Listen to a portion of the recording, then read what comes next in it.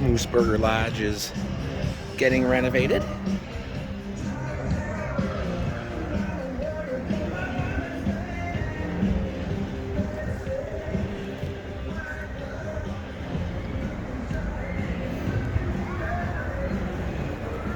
Wow.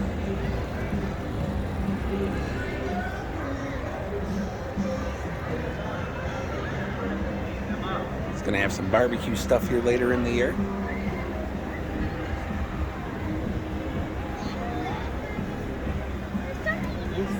And El Michelle found some ducks.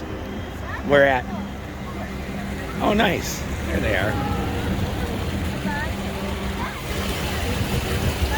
Cool.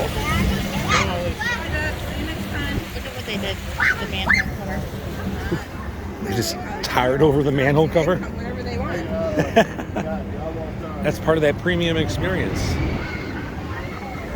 Celine is promising. And the gates just come right on open.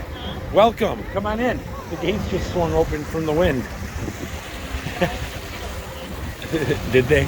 No, both of them opened. Well, I guess the kid opened it.